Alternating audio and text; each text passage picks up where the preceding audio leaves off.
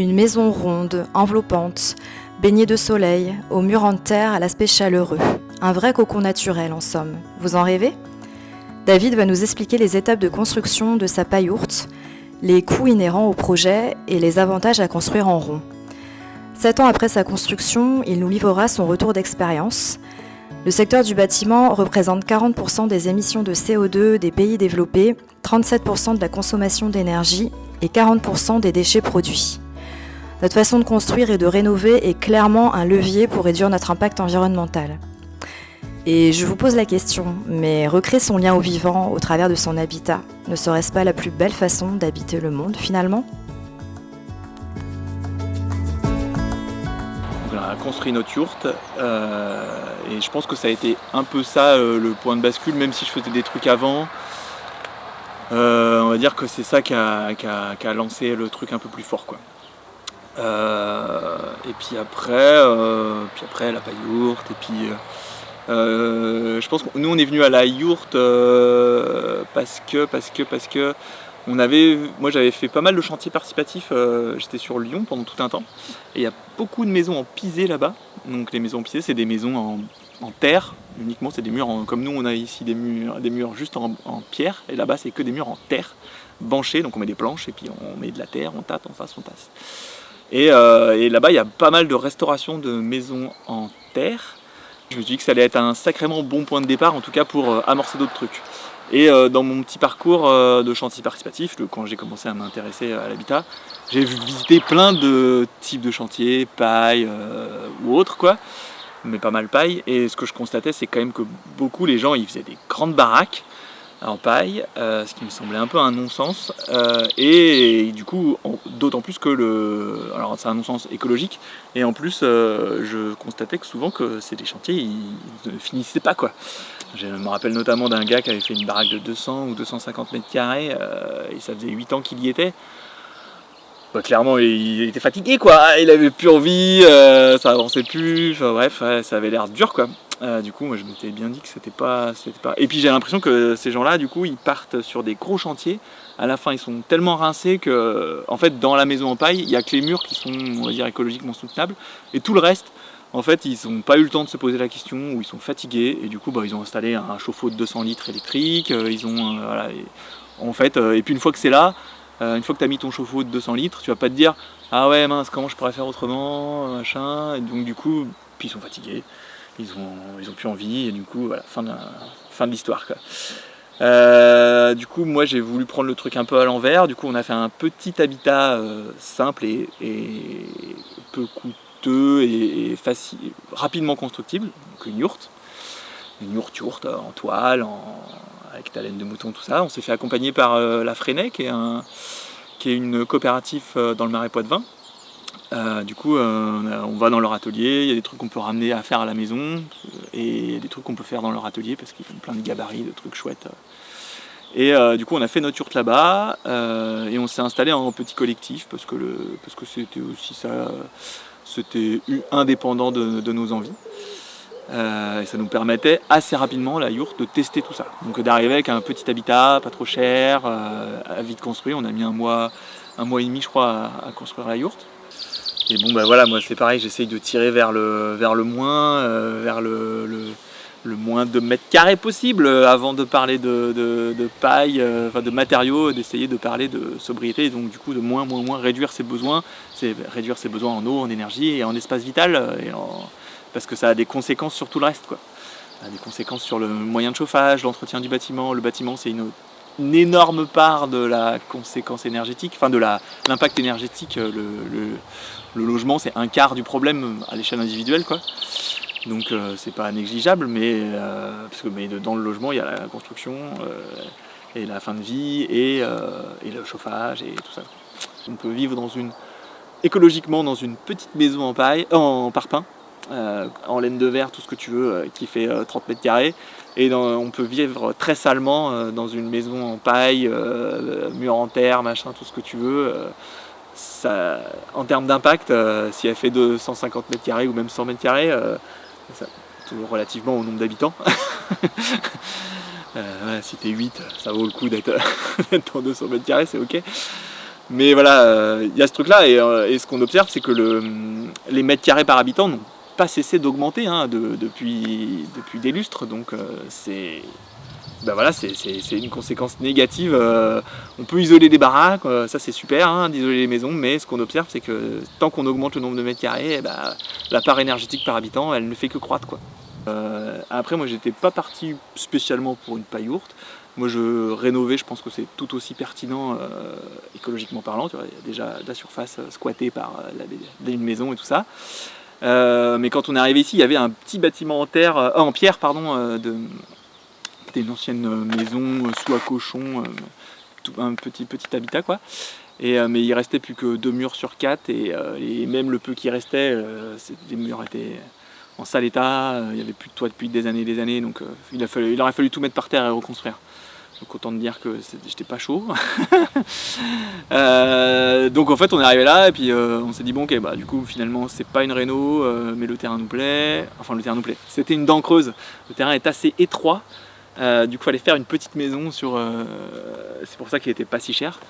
Du coup, pas si cher relativement par rapport à pas mal d'endroits en France, mais par rapport au coin en tout cas c'est pas si cher. Et du coup nous on voulait faire une petite maison, c'est nickel, parfait. Et du coup on a réfléchi à ce qu'on voulait vraiment. Alors ce qu'on voulait vraiment, moi je voulais construire en paille parce que je trouve que c'est trop pertinent.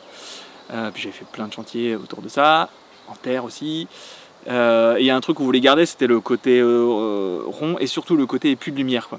Le côté puits de lumière central à la lumière zénitale. Ça c'est vraiment un truc qu'on avait kiffé dans les yourtes, c'est vraiment trop chouette.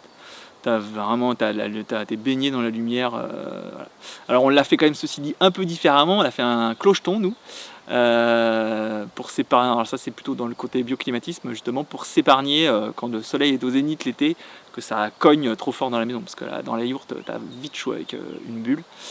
Donc là on a mis un petit toit, donc on a fait un compromis entre la lumière que tu peux avoir, parce que du coup t'as quand même un peu moins de lumière, et puis le côté surchauffe, quoi. Et je pense que le côté surchauffe est pas à négliger, surtout avec les étés qu'on commence à avoir. Donc ouais, on a fait ce petit compromis là. Donc voilà, on voulait reconstruire en rond. Pourquoi construire en rond? Pour plusieurs raisons. C'est que en rond c'est plus facile. Alors si tu fais des bêtises, ça se voit moins, en tout cas c'est moins grave, c'est moins impactant pour le bâti, parce que toute la charge du toit, elle va être répartie sur tous les murs, quoi. Alors que sur un carré, les angles ont beaucoup plus de charge et de contraintes que sur du rond. Donc en fait tu peux te permettre d'avoir des petites erreurs sur ton mur et que ta maison elle tienne debout. Et je pense qu'on aurait fait les mêmes conneries sur un carré, c'est sûr qu'on aurait eu des problèmes.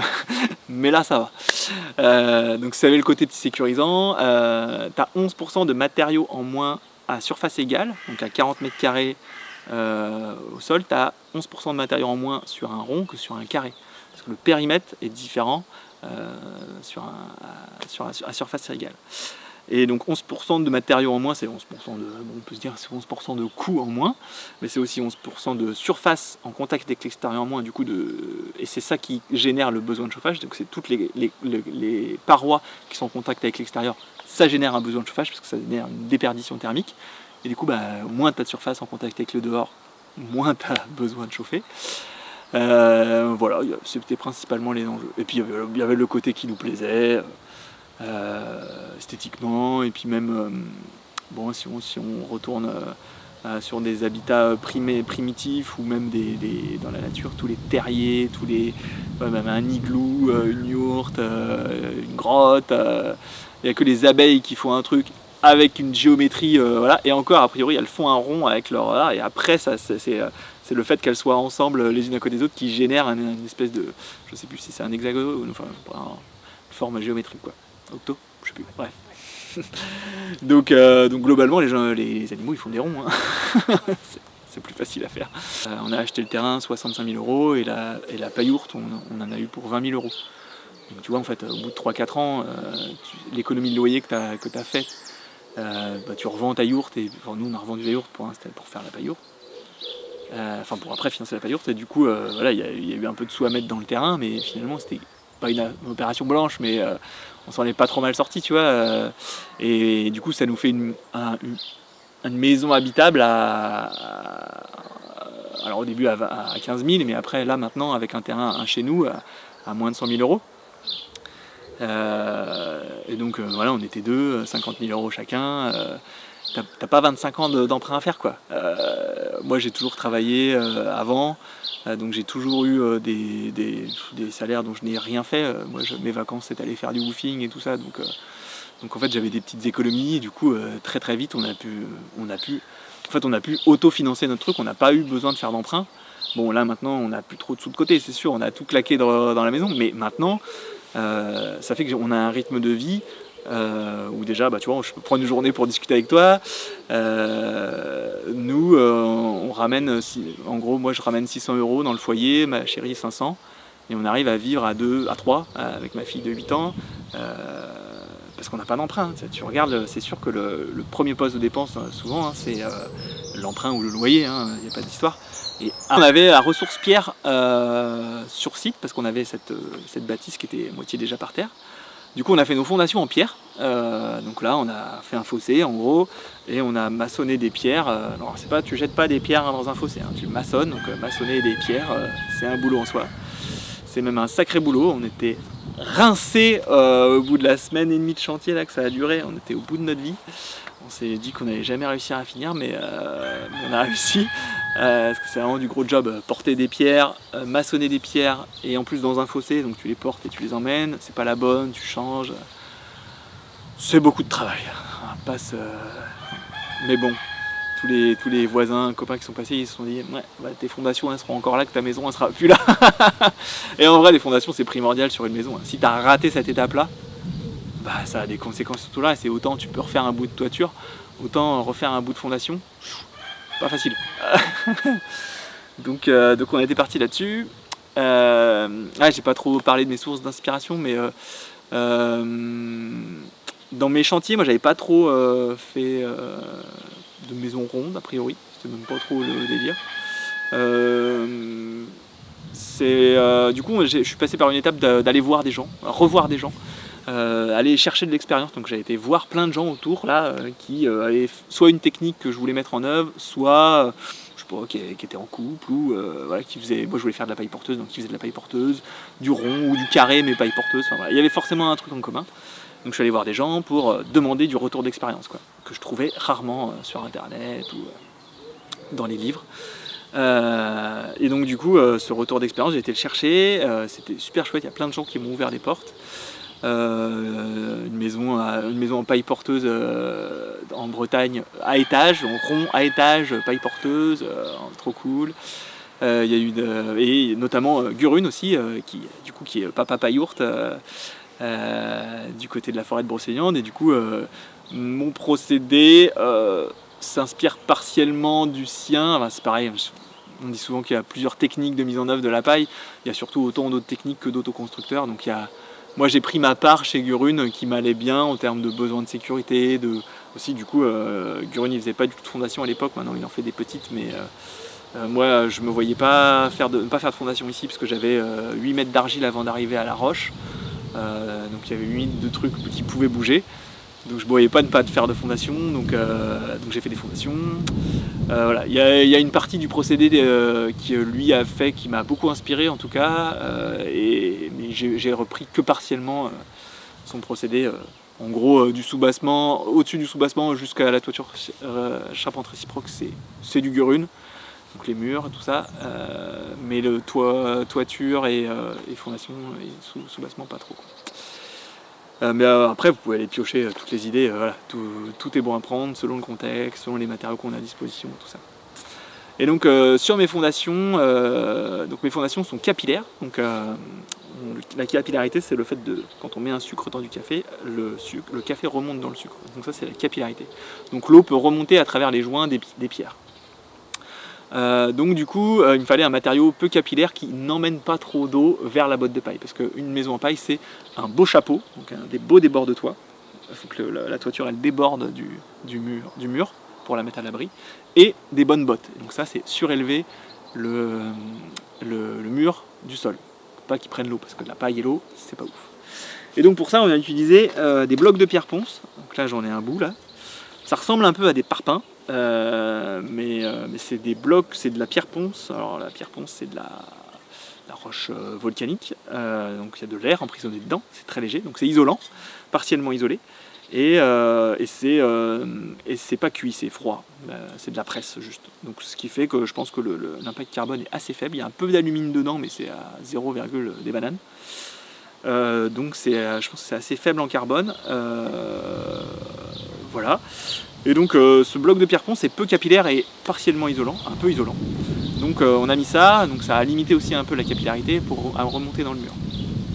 Et ça faisait que la paille n'était pas en contact avec du sol. Par-dessus ce truc-là, on a utilisé de l'EPDM, qui est c'est ce qu'on a utilisé sur la toiture végétalisée, pour encore plus éviter qu'il y ait des remontées capillaires si jamais le mur est mouillé avec l'eau, pour pas que l'eau puisse migrer dans la botte de paille. Ça c'est primordial. Pareil, l'humidité et la paille, c'est pas ouf. Et pour arriver à un niveau d'isolation, donc en fait là c'est qu'un bout du bloc de pierre ponce, mais en vrai je crois qu'il fait 30, bon, je sais plus exactement, d'épaisseur. Mais ça a un coefficient d'isolant, donc ça a un R qui est je sais plus de combien, mais c'est sur mon blog, je sais plus tout en tête les chiffres. Mais c'était loin de la botte de paille en tout cas, c'était pas suffisant.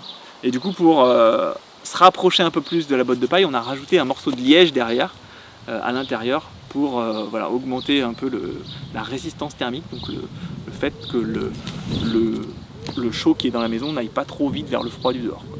Parce que le chaud s'équilibre toujours avec le froid, ça c'est une fatalité. Voilà, du coup on a rajouté un morceau de liège derrière, on a mis une lisse basse quand même aussi, ça nous a permis un petit bout de bois qui court tout au long, et avec des broches, pour brocher le premier rang de bottes, et solidariser le premier rang de bottes, le mur, avec le soubassement, quoi. Parce que nous, on était, j'ai pas dit ça, mais on était en zone sismique niveau 2/3, ici. Et du coup, tu es soumis à une certaine norme. C'est déclaratif, hein, tu dis oui ou non, j'ai respecté la norme.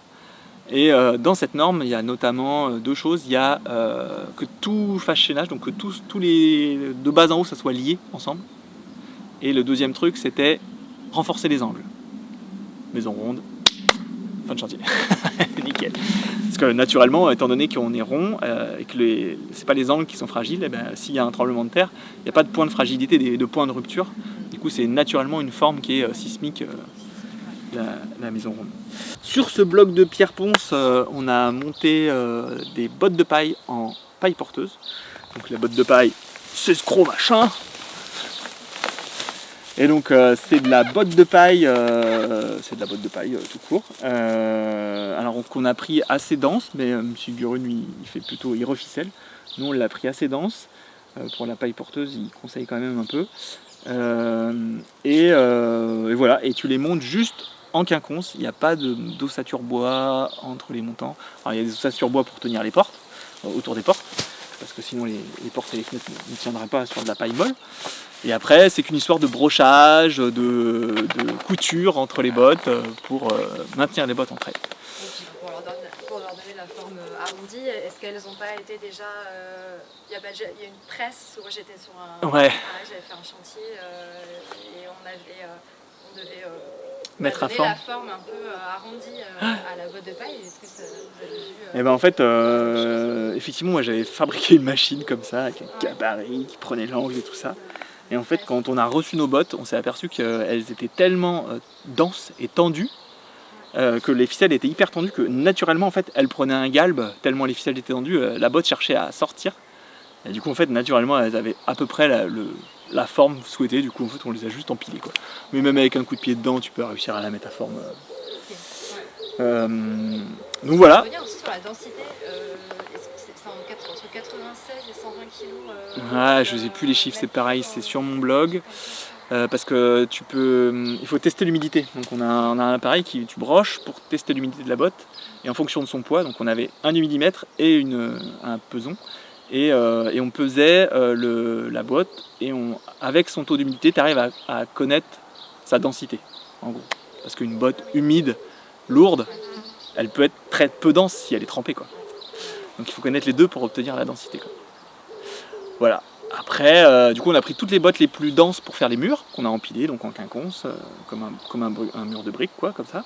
On a broché, ficelé entre elles, et après, on est venu poser notre charpente réciproque sur ce mur de bottes de paille. Alors là, sanglé en fait et non, même pas.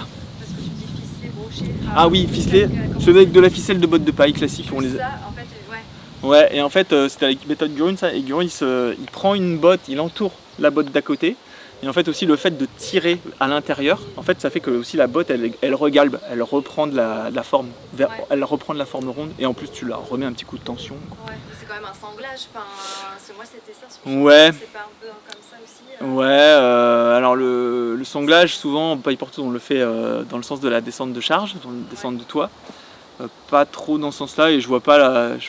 En fait, il y a un truc, c'est que même avec des sangles, tu n'arrives jamais à le tassement naturel du charpente, un truc comme ça. J'avais discuté avec André Debouté là-dessus, il disait que tu n'atteins jamais, même avec des sangles de camion, quoi, tu n'atteins jamais ce que tu peux atteindre avec une toiture mise en charge, quoi. Du coup, nous, on n'a pas précontraint la toiture, on a mis tout le complexe de toiture en charge, on a attendu qu'il pleuve, donc on a attendu les pires conditions avant d'enduire les murs pour se dire ok, la toiture est descendue à son quasi max.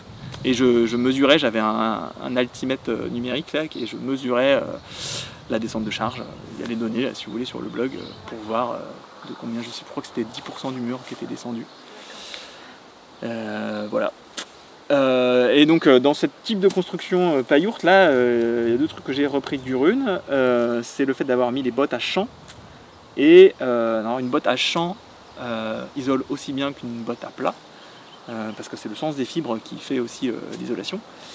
J'imagine que ça c'est ma botte de paille parce que l'autre elle est trop lourde.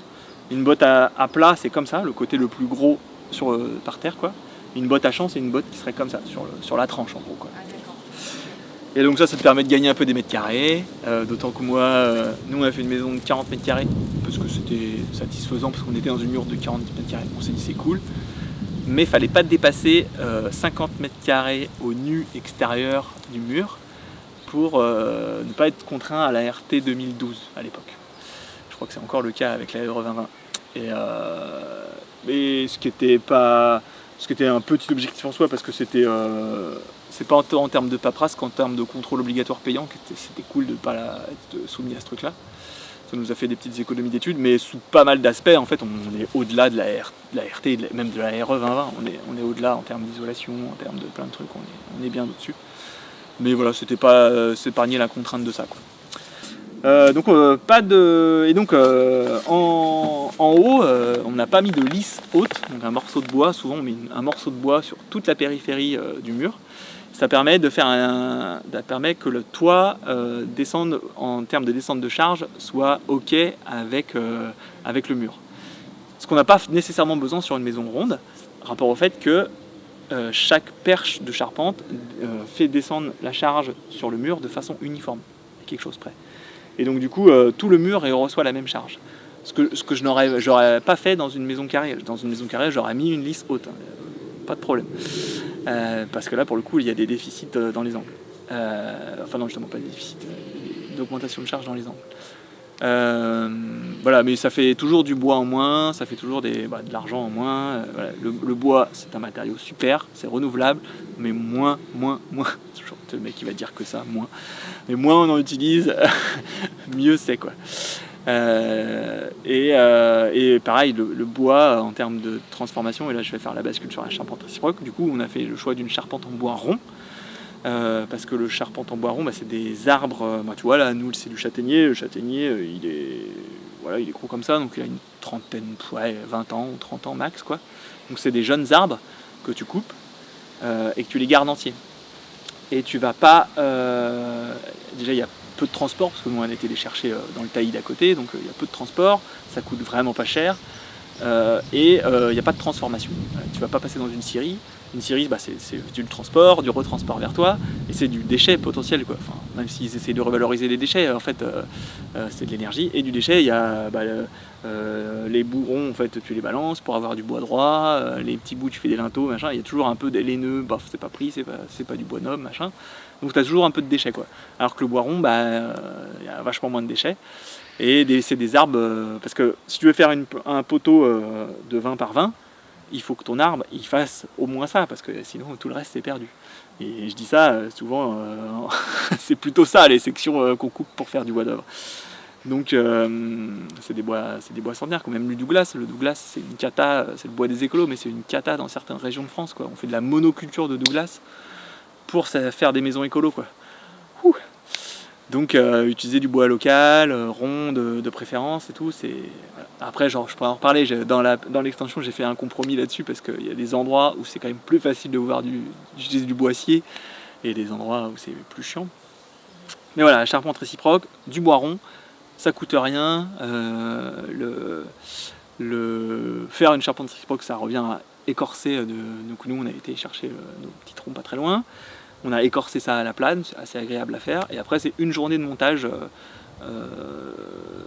sur la charpente, quoi. Donc c'est là où Gurun était venu nous épauler, parce que j'avais jamais fait de chantier.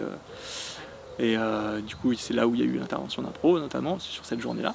Donc il nous a aidé pour monter la charpente réciproque. Et après, charpente réciproque, à la toiture, on a mis du voligeage. Donc là, c'est des planches. On aura donc sur ces voliges, après, on est venu mettre un par vapeur, parce que au-dessus on a une toiture végétalisée, et donc il y a un EPDM là qui fait l'étanchéité, et ça c'est pas perspirant. Du coup on a été obligé de freiner la vapeur d'eau sous l'isolant. Donc on a mis en gros il y a notre EPDM, il y a l'isolant et il y a un par vapeur en dessous, pour que la vapeur d'eau qui est générée dans le foyer, parce qu'on cuisine, parce qu'on est là, nous on dégage de l'eau, elle ne puisse pas migrer dans l'isolant et après être bloquée par le PDM. Il faut la bloquer avant, quoi. Il ne faut pas qu'elle puisse aller dans l'isolant.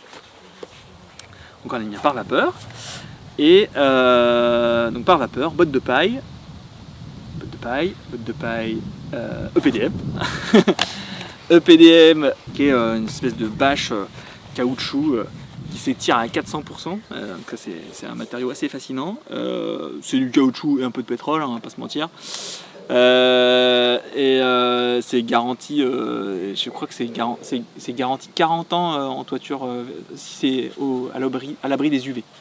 Donc en fait c'est plus que souvent des toitures, en tuile ou quoi, c'est de l'entretien et tout ça. Là il y a très peu d'entretien, pas d'entretien à part aller regarder de temps en temps si les plantes vont bien.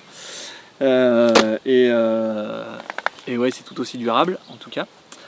Mais ça reste un matériau très technique, quoi. C'est pas fait. Voilà, la tuile pour moi c'est de la terre cuite. En vrai, j'aurais préféré faire une toiture avec un autre matériau, mais j'ai pas réussi. C'était un choix qui a été contraint par les fondations. Enfin, on a fait une maison qui se voulait souple, des fondations en pierre jusqu'au mur, à la charpente réciproque.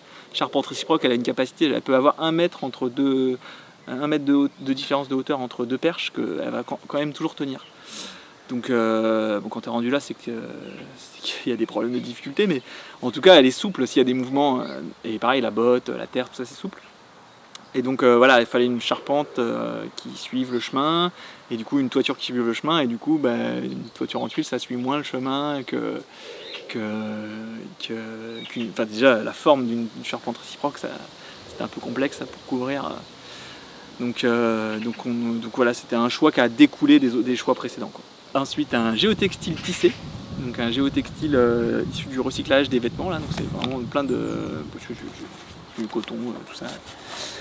Et donc ça c'est pour empêcher le tissu racinaire d'aller jusqu'à l'EPDM, et aussi ça permet de créer une cohésion. Tous les végétaux ils vont s'agripper, ils vont agripper la terre à ce truc tissé, et du coup ça va créer un ensemble aussi. Et donc sur ce géotextile, on a mis de la tuile concassée. Généralement on met de la pouzzolane ou des trucs comme ça sur une toiture végétalisée. Mais nous, vu qu'on avait du coup notre ruine là qu'on avait avant sur le terrain, on avait de la tuile concassée à ne pas savoir quoi faire. Du coup on a fait ça comme support drainant. Donc la tuile concassée, drainant, ça fait que s'il y a un excès d'eau, et ben ça glisse en dessous, ça accumule aussi un peu d'eau, donc vu que c'est un peu poreux, ça la restitue quand il fait un peu plus sec, jusqu'à une certaine limite. Voilà, puis c'était sur place aussi surtout quoi. Donc on a fait ça. C'est sûr que si c'était à refaire ça serait plus sécurisant de mettre de la pouzzolane parce que la pouzzolane c'est beaucoup plus léger. Et en termes de charge sur le toit là on est bien là. Ça tient mais c'était insécurisant pendant un moment quoi. Voilà, et après en fait en gros il y a 4 tonnes de tuiles et 1 tonne de terre quoi. Et donc tu peux estimer qu'il y a 3-4 cm de tuiles et 1 cm de terre. Donc il y a très peu de terre, parce que la terre c'est très lourd quand c'est mouillé quoi. Donc en mettre le moins possible, ça permet de faire une charpente beaucoup plus légère quoi. Enfin, en tout cas si tu fais plus épais, ça veut dire qu'il faut revoir toute ta charpente et ton calcul de charpente pour que ça tienne le coup quoi. Avec des entraxes et tout ça. Donc c'est plus de bois, plus de tout ça. Donc c'est que des plantes grasses, des plantes qui poussent globalement sur de la pierre quoi. Hein. Là c'est la fin du printemps, donc il y a encore un peu d'herbe qui vient de griller, donc dans pas longtemps tout va cramer, il restera plus que les petites fleurs des plantes grasses et tout ça quoi. Du substrat, des trucs. Et nous c'est pareil, la charpenterie, la toiture végétalisée, tu peux acheter des trucs embarqués de tout fait.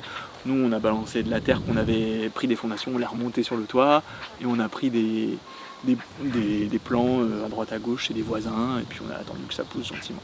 On avait fait un premier semis de trèfle justement pour créer un tissu racinaire, pour que ça bouge pas trop quoi. Et après du coup on a fait notre petit clochon, notre petit clocher, dans l'espoir que ça fasse un jour lieu de culte, mais ça n'a pas pris. Le débord de toit, il y a entre 80 cm et 1,20 m de débord de toit.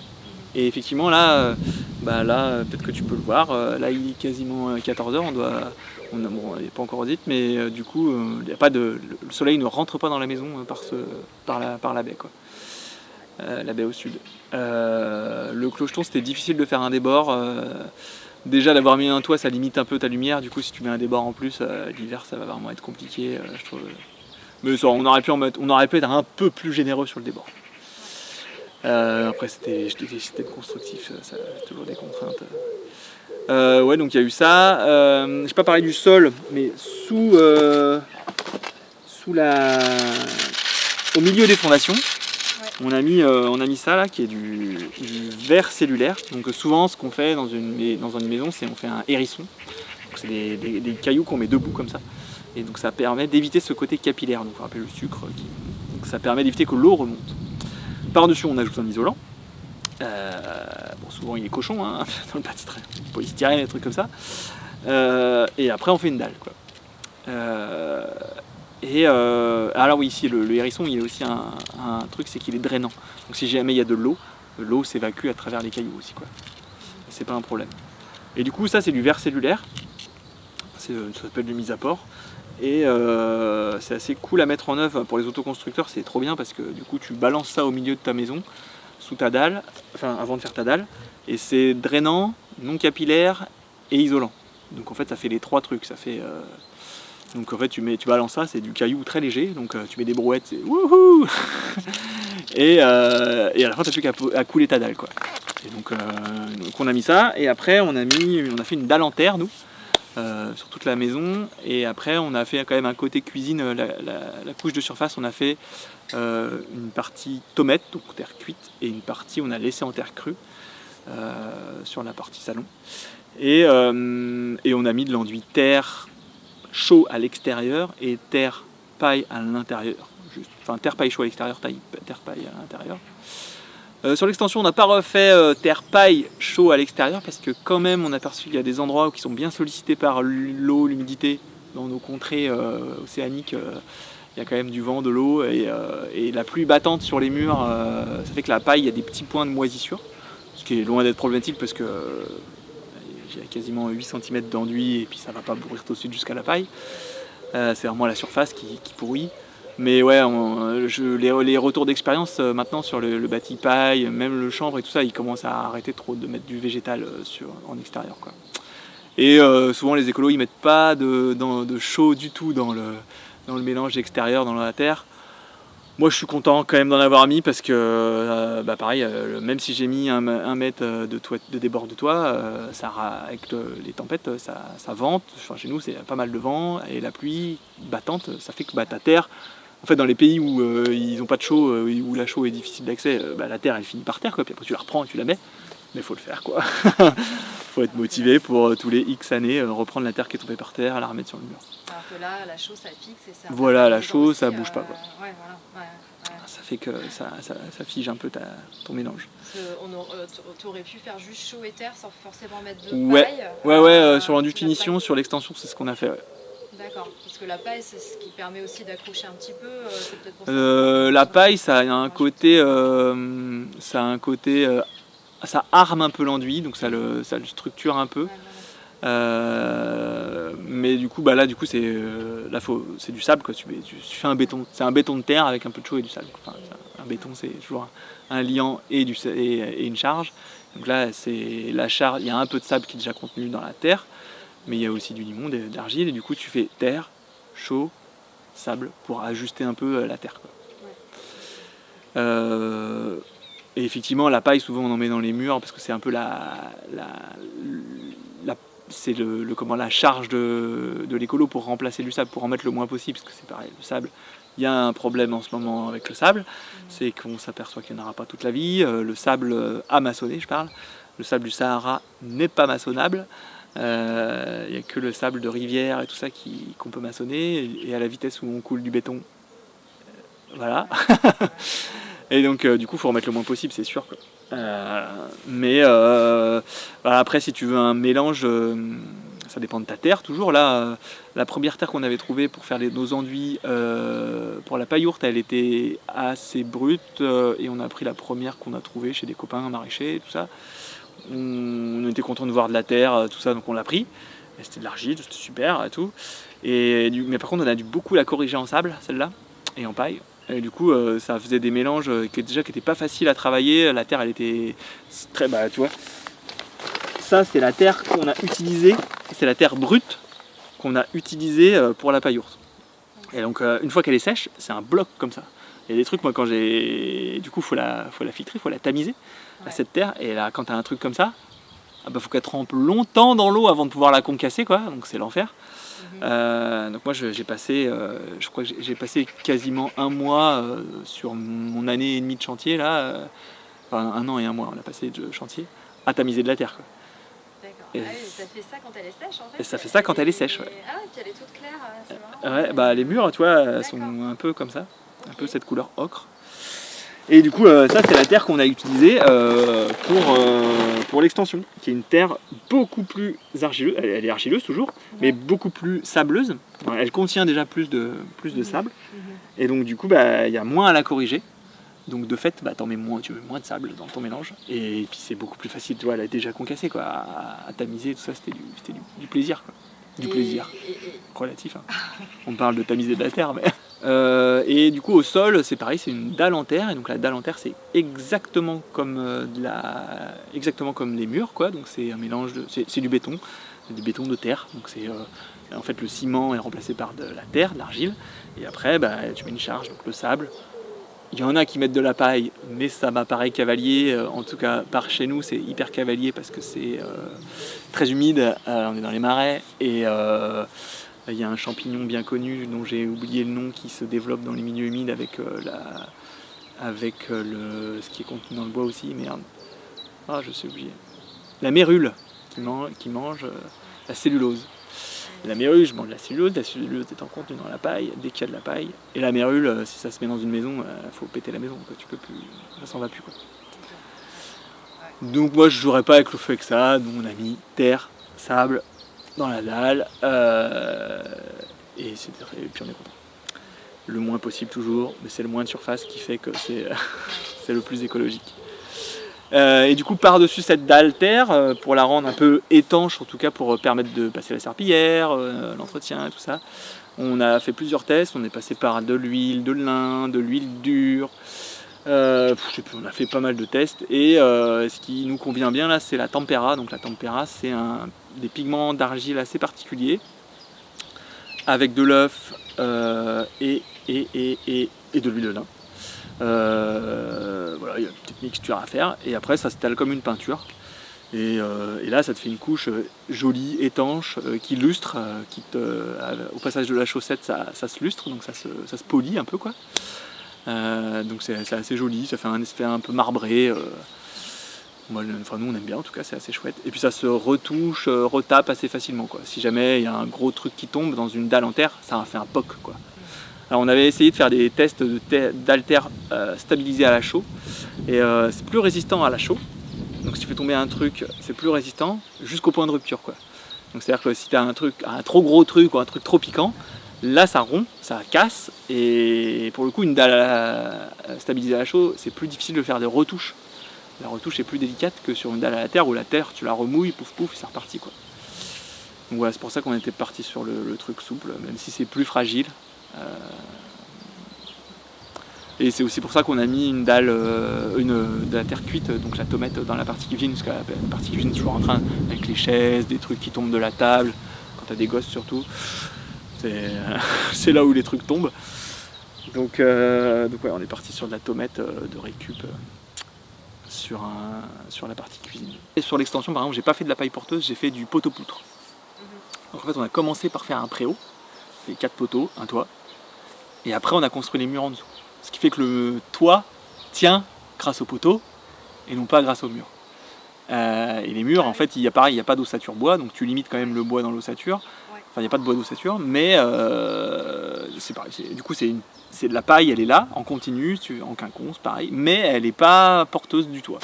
Donc c'est sécurisant dans le sens où, en fait, tu as fait un préau, tu sais que c'est contreventé, machin, et donc du coup, le préau il tient, le toit il va pas tomber, ça a moins de contraintes sur les murs et du coup ça fait aussi qu'on a pu diminuer la taille des fondations.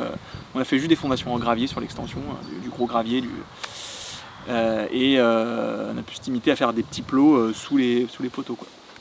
Donc c'est je trouve le bon compromis entre on va dire écologie, empreinte, impact et temps et sécurité quoi.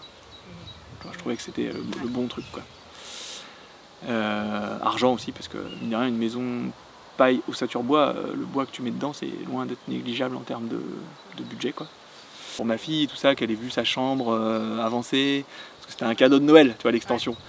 L'extension c'était son cadeau de Noël et puis donc, ça a commencé en décembre, donc c'est le cadeau de Noël de décembre, on a commencé le chantier en mars puis ça s'est fini en novembre. Elle a emménagé en novembre. Le cadeau de Noël pour la... Mais du coup, tu vois, je pense que c'était intéressant de vivre ce truc-là pour elle, elle a participé un peu, puis tu vois, c'est long, c'est dur, tu vois, des moments où je me rappelle une fois elle est arrivée, elle a fait « Ah ouais, c'est quand même une petite maison, hein !» Bah ouais. C'est ça, ouais. Comme quoi c'est intéressant parce que l'avantage de la paillote aussi, c'est que tu peux faire des extensions, c'est chouette aussi quoi. Ouais. Là, ouais, tu peux partir en pétales autour quoi. Ouais, voilà, c'est ça. Ouais.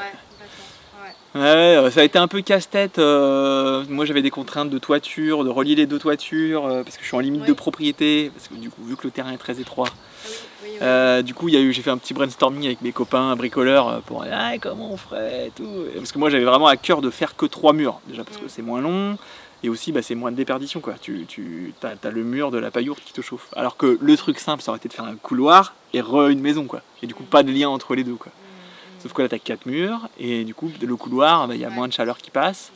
Et du coup, là, on n'a pas. Le poêle était là avant. Il était un peu surdimensionné. C'était un poêle de masse, on faisait un feu tous les 1 jour et demi, quoi. Alors que là, on fait un feu tous les jours maintenant, ce qui est plus normal pour un poêle de masse.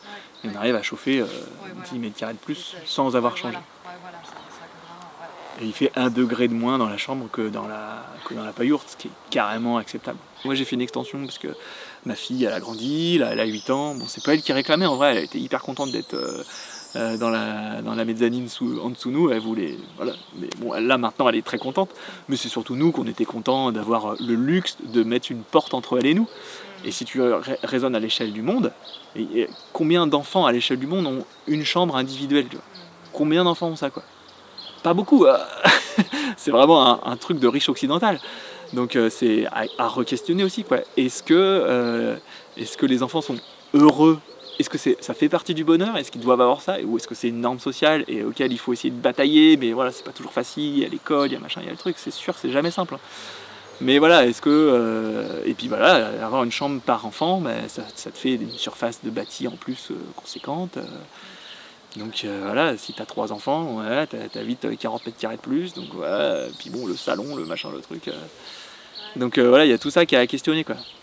Il n'y a rien d'insurmontable sur la RT, RE, tout est accessible en vrai, les études, les trucs thermiques. Alors après, tu sais, des parties, si tu le sens pas, tu peux le déléguer, quoi. Il y a des gens qui peuvent juste te faire cette partie-là, tu n'aimes pas les papiers, tu fais faire ça, et puis après tu fais le reste. Ou le dimensionnement, tu vois, je sais pas. Tout est possible. Hein. Moi, j'ai été un peu jusqu'au bout du truc en faisant beaucoup, mais on fait un peu à sa guise, quoi. Donc ouais, il y a la partie réglementation thermique surtout, il y a la partie réglementation assainissement, il y a la partie réglementation autour de... alors nous, en tout cas, autour du sismique. Mais c'est pareil, tout est accessible, tout est lisible, voilà, c'est pas insurmontable, il faut prendre le temps. Et après, il y a aussi le PLU qui fait que tu peux ou pas faire une maison comme ça sur un terrain. Typiquement, si tu es à 100 mètres d'un clocher, ça va être compliqué de faire une maison ronde en paille, tout ça, parce qu'il y a les architectes des bâtiments de France qui vont te tomber dessus, tout ça. Nous, on est dans un village un peu excentré, il n'y a pas de bâtiment historique autour. Le PLU est accessible aussi, hein, tu peux lire le PLU de ta commune, et c'est marqué, hein, les trucs que tu as le droit de faire et pas faire. Alors c'est un texte, pas forcément très buvable. Voilà, voilà, faut prendre une journée pour se foutre dedans et après tu sais si t'as le droit ou pas. Nous, il y avait les seules contraintes, c'était... Enfin non, il n'y avait pas vraiment de contraintes. En fait, la paillourte, par rapport aux contraintes normales, en tout cas de texte de loi, il n'y a pas grand-chose qui pourrait être un frein, à part si t'es les architectes des bâtiments de France, là ça peut être fortement contraignant. Mais il y a rarement une contrainte de forme sur des PLU. On ne dit pas qu'il faut faire des maisons carrées ou rectangles ou losanges. Donc le rond, bon, à part si c'est à l'appréciation du maire qui veut pas achat, peut-être, mais sinon il n'y a pas.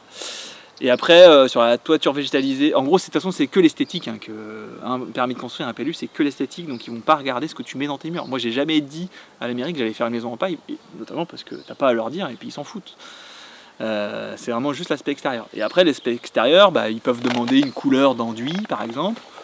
Bon, ça peut, mais peut-être que c'est réalisable quand même avec des enduits naturels, d'ocre, tout ça. Voilà, ça se regarde. Peut-être qu'ils vont te demander un système de couverture, donc tuiles, ardoises, voilà, il y a des villages comme ça. Alors, a priori, sur une toiture végétalisée, il y a une sorte de joker, une loi européenne qui te permet de passer au-dessus de ce truc-là, pour des histoires de compensation carbone. A priori, tu pourrais passer au-dessus d'un PLU qui t'imposerait une toiture en tuiles par exemple, un truc comme ça.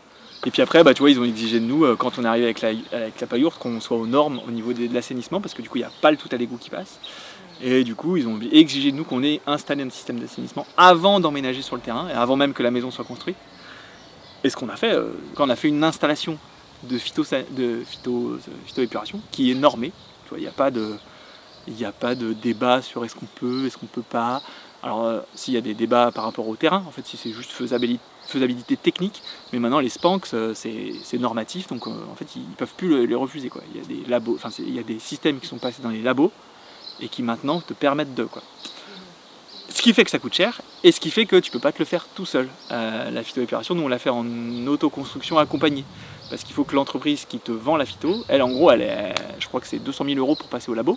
Donc il faut qu'elle s'assure que ce que tu fais, c'est bien ce que eux ils ont passé au labo, quoi. Donc ce qui se tient, hein, vrai. Donc à plusieurs étapes, il y a le mec qui vient pour contrôler si tu as bien branché le truc là avec le truc là. Mais bon, le faire en autoconstruction quand même, ça nous a épargné une bonne partie du budget. Ça nous a aussi, c'est couillon à faire, hein, c'est un tuyau au fond, un lit de cailloux, un lit de sable. Enfin ouais, c'est vraiment pas sorcier à faire. Donc vous faites passer quand même par un organisme, ouais. Mais vous le faites en autoconstruction. C'est ça. En fait, un organisme qui vient te faire l'étude de faisabilité, et qui le dimensionne par rapport à ta maison, ça ils sont obligés de le faire. Ouais. Et après, de là découle ce que tu peux faire. Et du coup, l'entreprise vient contrôler, donc ils te donnent les plans et ils viennent contrôler à certaines étapes. Ça vous a pris combien de temps à peu près? J'avais prévu qu'on en parle quand tu présenteras, donc peut-être qu'on en reparlera plus au moment. Ouais, bah, la phyto c'est assez court à faire. Hein. Ouais. La phyto, ça nous a pris, je sais pas, ça nous a pris 3-4 jours à faire. Hein. Ouais, c'est assez court à faire.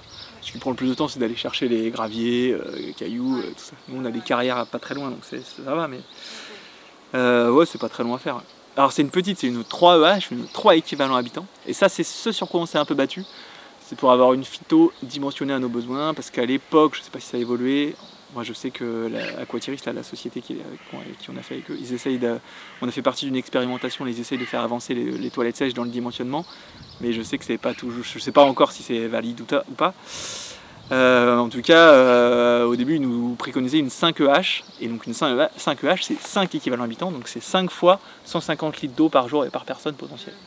Du coup, il concluait que, vu notre consommation d'eau et la taille de la maison, etc., il allait falloir arroser les roseaux l'été. Et là, tu dis, bah non, si on fait des économies d'eau, c'est pas pour arroser la phyto, ça n'a plus aucun sens ce qu'on fait. Du coup, on s'est un peu battu avec le spank, on a réussi à avoir, j'ai mis un peu le pied dans la porte pour avoir un rendez-vous, et puis mais bon, on leur a fait lire l'étude, quoi. On leur a fait dire, les gars, ça n'a aucun sens, quoi. Du coup, on a eu une dérogation pour installer une plus petite que le dimensionnement. Parce que c'était une histoire de terrain, qu'on pouvait pas avoir une 4, et du coup, on pouvait pas avoir une 4, c'était une 3, enfin bref. D'accord. Ouais. Vous avez pu avoir le dimensionnement. On a réussi à avoir un dimensionnement plus serré, mais qui est encore excès par rapport à notre besoin en vrai, parce que du coup, nous, on est à, même si c'est 20 litres d'eau par jour, notre plus grosse dépense, en vrai, c'est toujours loin des 150. Du coup, on a un truc qui est dimensionné pour 3 fois 150 litres d'eau, et nous, on est loin de là. Donc on les arrose pas. Par contre, clairement, la première année, on a bien observé que les roseaux, on les avait plantés, ils étaient grands comme ça. Et à la fin de l'année, ils étaient hauts comme ça, quoi. Ils avaient faim. Et donc le mec d'Aquatiris, qui était hyper chouette, un passionné, du coup il est revenu plusieurs fois, nous donner des conseils. Il dit, mettez du compost de toilettes sèches les premières années pour lancer la machine, booster un peu les roseaux et tout. Parce que c'est une histoire de bactéries dans les roseaux, enfin au pied des roseaux, qui fait que ça assainit, quoi. Donc si t'en as pas, il faut que les roseaux ils soient là, quoi. C'est juste du sable et des cailloux. Le fait d'avoir fait ma maison là, et du coup d'avoir fini par la paillourte, qui est un plus gros chantier qu'une yourte, hein, clairement, ça m'a vraiment sécurisé ma vie, quoi. Je me sens vraiment en sécurité, et maintenant je me dis je suis capable de refaire une maison avec de la paille, de la terre, ailleurs, quoi. Si demain il y a c'est le bazar, il faut partir, machin, je peux refaire une maison. Et en termes de sécurité que ça t'apporte, c'est assez fort, quoi, je trouve. De savoir réparer quelque chose, de savoir...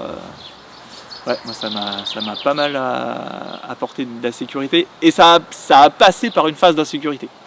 Quand même, où quand tu fais, tu doutes, quand tu habites dans ta maison que tu as fait toi-même, tu doutes aussi fort de est-ce que ça va tenir, est-ce que ça va pas me tomber sur la gueule. J'ai eu une période où je dormais pas beaucoup.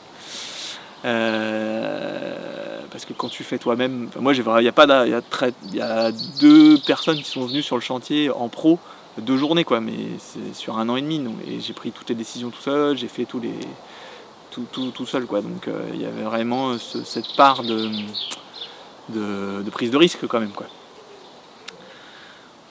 Mais bon, ça tient, on est pas loin de la décennale, alors c'est cool. J'avais un copain qui avait fait le choix de faire les murs et le toit, quoi.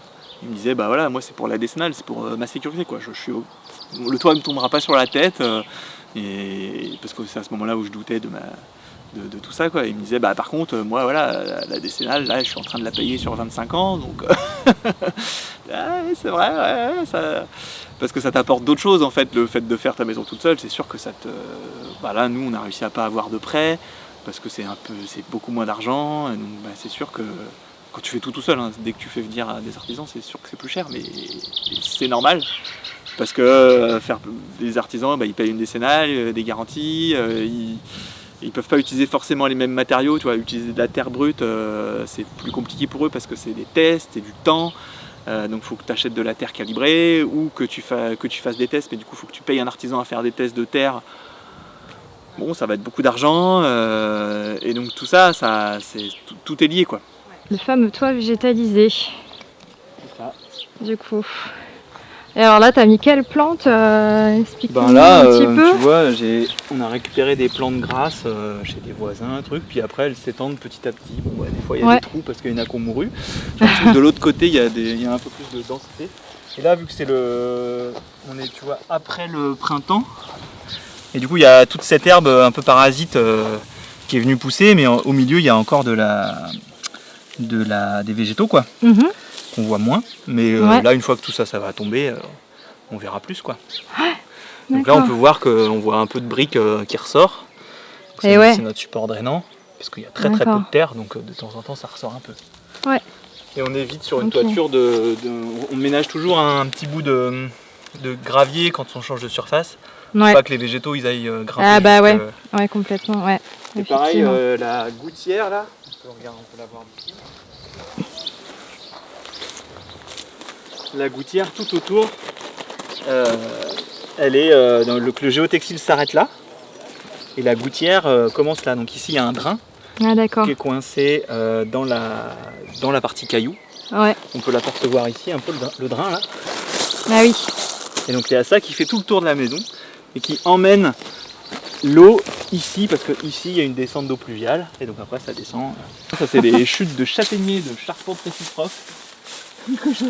J'ai même pas encore brûlé. Et voilà, tu vois, c'est des arbres. Si tu t'amuses à compter les 1, 2, 3, 4, 5, 6, 7, 8, 9, 10, 11, 12, 13, 14, 15. Ouais, c'est un arbre qui a 20 ans quoi. Ouais. Et puis le châtaignier c'est robuste du coup. Le châtaignier c'est robuste, ouais. Il n'y a pas de. Mince, comment on appelle ça? J'ai mangé le nom. Ça me fatigué. Il n'y a pas d'aubier, donc l'aubier c'est la partie que les petites bêtes elles mangent. D'accord. Donc là il n'y a pas d'aubier, très peu. Et donc du coup pour les bestioles il n'y a pas grand chose à manger. Donc tous les prédateurs de bois. D'accord, donc c'est l'avantage aussi. Donc c'est un bois qui pousse chez bois en tout cas. Il n'a pas besoin d'être traité alors? Ou non. Il est quand même. Potentiellement t'as pas besoin de le traiter. Alors en plus. il y en a qui le traitent parce que voilà, on sait jamais. Ouais. Mais le risque est plus faible que si tu utilisais du sapin ou beaucoup plus faible. Ouais. Ou du Douglas aussi du coup. C'est ça. Douglas je sais pas. Classe, je crois que le Douglas c'est classe 2 et classe 3 hors aubier. Et ça doit être un équivalent châtaignier. Que le Douglas c'est un classe 2. On dit souvent ce Douglas c'est imputrescible. Non, le Douglas c'est putrescible. Déjà tu le mets en terre, il est mort. Contrairement au châtaignier tient plus. Et toute la partie aubier, donc la partie autour du bois, le bois le plus jeune, on le retire pour faire du bardage, des trucs comme ça. Donc c'est d'autant plus de déchets et de... Ouais. Alors que là on le garde, il n'y a pas de problème. Alors que là on le garde,